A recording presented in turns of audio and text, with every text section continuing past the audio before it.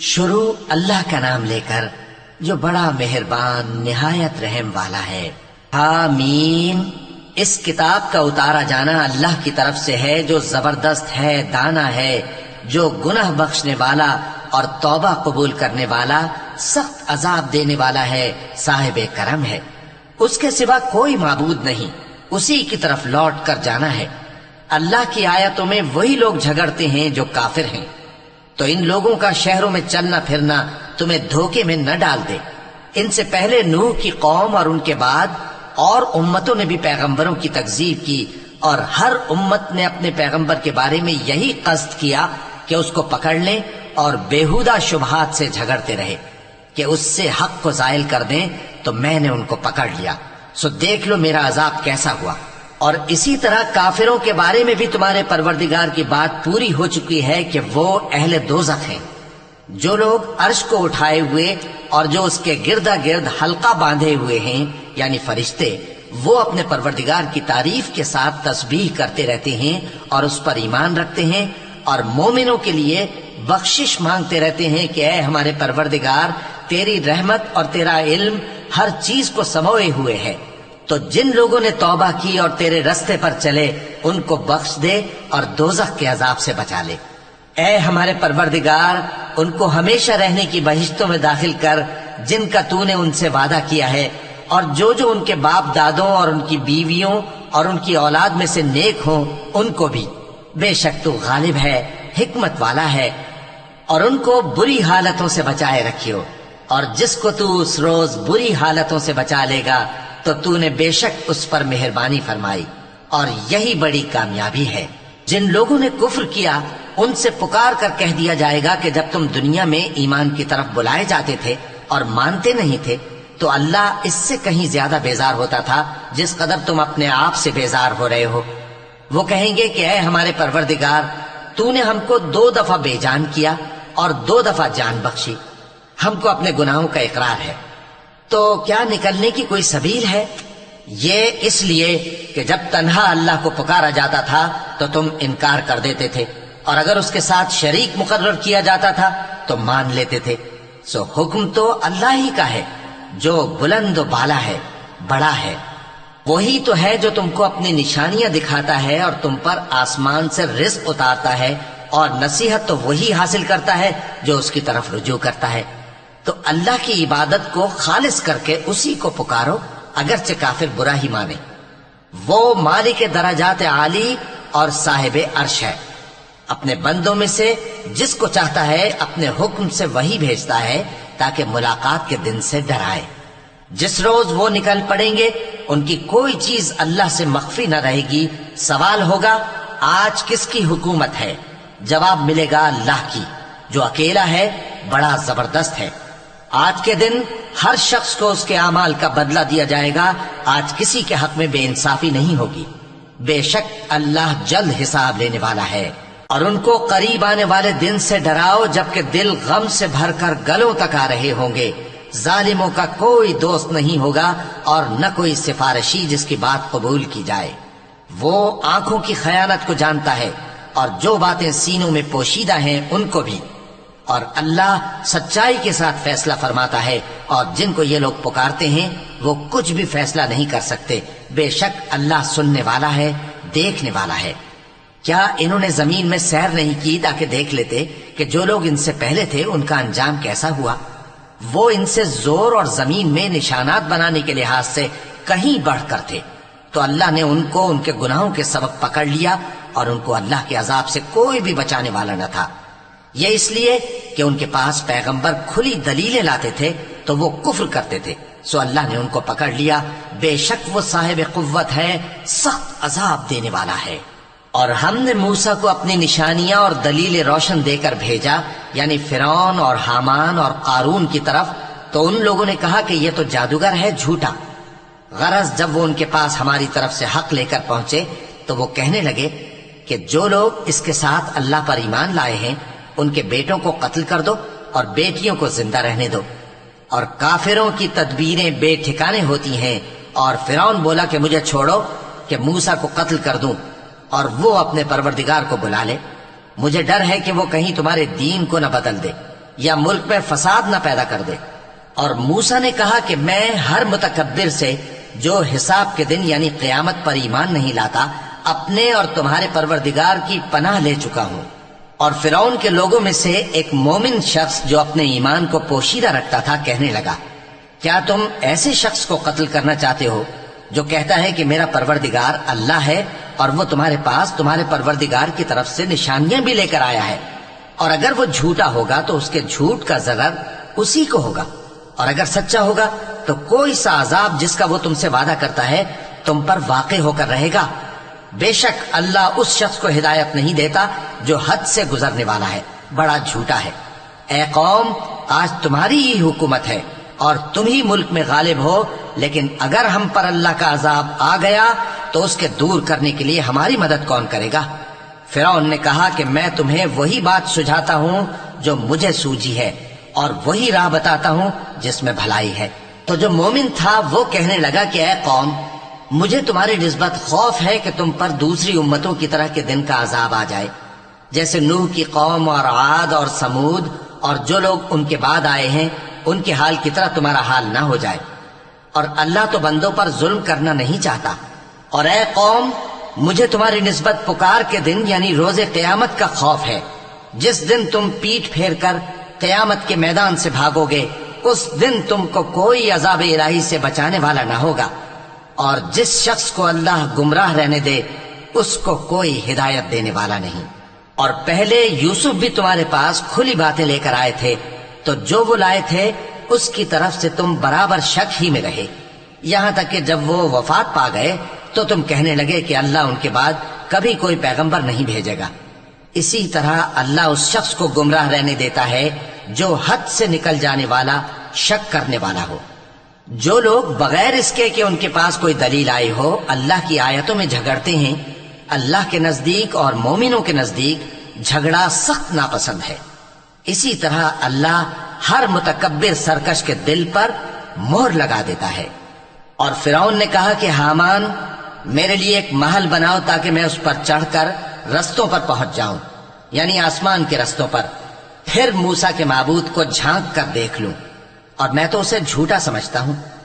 اور اسی طرح فرعون کو اس کے اعمال بد اچھے معلوم ہوتے تھے اور وہ رستے سے روک دیا گیا تھا، اور فرعون کی تدبیر تو بیکار تھی۔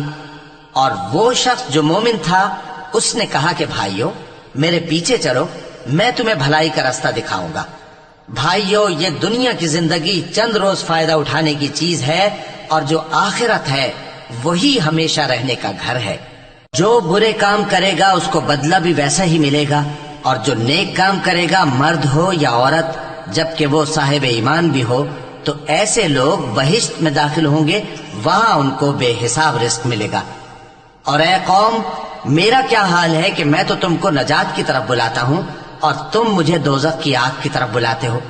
تم مجھے اس لیے بلاتے ہو کہ اللہ کے ساتھ کفر کروں اور اس چیز کو اس کا شریک مقرر کروں جس کا مجھے کچھ بھی علم نہیں، اور میں تم کو عزت و اقتدار والے، بخشنے والے معبود کی طرف بلاتا ہوں۔ سچ تو یہ ہے کہ جس چیز کی طرف تم مجھے بلاتے ہو اس کو دنیا اور آخرت میں بلانے کا کوئی فائدہ نہیں، اور ہم کو اللہ کی طرف لوٹنا ہے، اور حد سے نکل جانے والے ہی دوزخی ہیں۔ جو بات میں تم سے کہتا ہوں تم اسے آگے چل کر یاد کرو گے، اور میں اپنا معاملہ اللہ کے سپرد کرتا ہوں، بے شک اللہ بندوں کو دیکھنے والا ہے۔ غرض اللہ نے اس کو ان لوگوں کی تدبیروں کی برائیوں سے محفوظ رکھا، اور فرعون والوں کو برے عذاب نے آ گھیرا، یعنی آتش جہنم کے صبح و شام اس کے سامنے پیش کیے جاتے ہیں، اور جس روز قیامت برپا ہوگی حکم ہوگا کہ فرعون والوں کو سخت عذاب میں داخل کرو۔ اور جب وہ دوزخ میں جھگڑیں گے تو غریب لوگ بڑے آدمیوں سے کہیں گے کہ ہم تو تمہارے تابع تھے، تو کیا تم دوزخ کے عذاب کا کچھ حصہ ہم سے دور کر سکتے ہو؟ بڑے آدمی کہیں گے کہ تم بھی اور ہم بھی سب دوزخ میں ہیں، اللہ بندوں میں فیصلہ کر چکا ہے۔ اور جو لوگ آگ میں جل رہے ہوں گے وہ دوزخ کے داروغوں سے کہیں گے کہ اپنے پروردگار سے پکار کر کہو کہ وہ ایک روز تو ہم سے تھوڑا سا عذاب ہلکا کر دے۔ وہ کہیں گے کہ کیا تمہارے پاس تمہارے پیغمبر نشانیاں لے کر نہیں آئے تھے؟ دوزخی کہیں گے کیوں نہیں؟ تو وہ کہیں گے کہ تم ہی پکار لو۔ اور کافروں کی پکار اس روز بیکار ہوگی۔ ہم اپنے پیغمبروں کی اور جو لوگ ایمان لائے ہیں ان کی دنیا کی زندگی میں بھی مدد کرتے ہیں، اور جس دن گواہ کھڑے ہوں گے یعنی قیامت کو بھی، جس دن ظالموں کو ان کی معذرت کچھ فائدہ نہ دے گی، اور ان کے لیے لعنت اور ان کے لیے برا گھر ہے۔ اور ہم نے موسیٰ کو ہدایت کی کتاب دی اور بنی اسرائیل کو اس کتاب کا وارث بنایا، جو عقل والوں کے لیے ہدایت اور نصیحت تھی۔ لہذا صبر کرو، بے شک اللہ کا وعدہ سچا ہے، اور اپنی کوتاہی کے لیے معافی مانگو، اور صبح و شام اپنے پروردگار کی تعریف کے ساتھ تسبیح کرتے رہو۔ جو لوگ بغیر کسی دلیل کے جو ان کے پاس آئی ہو اللہ کی آیتوں میں جھگڑتے ہیں، ان کے دلوں میں اور کچھ نہیں، ایسی بڑائی ہے جس کو وہ پہنچنے والے نہیں۔ تو اللہ کی پناہ مانگو، بے شک وہ سننے والا ہے، دیکھنے والا ہے۔ آسمانوں اور زمین کا پیدا کرنا لوگوں کے پیدا کرنے کی نسبت بڑا کام ہے، لیکن اکثر لوگ نہیں جانتے۔ اور اندھا اور آنکھ والا برابر نہیں، اور نہ ایمان لانے والے نیکوکار اور نہ بدکار برابر ہیں۔ حقیقت یہ ہے کہ تم بہت کم غور کرتے ہو۔ قیامت تو آنے والی ہے، اس کے آنے میں کچھ شک نہیں، لیکن اکثر لوگ ایمان نہیں رکھتے۔ اور تمہارے پروردگار نے فرمایا ہے کہ تم مجھ سے دعا کرو، میں تمہاری دعا قبول کروں گا۔ جو لوگ میری عبادت سے ازراہ تکبر کتراتے ہیں ان قریب جہنم میں ذلیل ہو کر داخل ہوں گے۔ اللہ ہی تو ہے جس نے تمہارے لیے رات بنائی کہ اس میں آرام کرو، اور دن کو روشن بنایا کہ اس میں کام کرو۔ بے شک اللہ لوگوں پر فضل کرنے والا ہے، لیکن اکثر لوگ شکر نہیں کرتے۔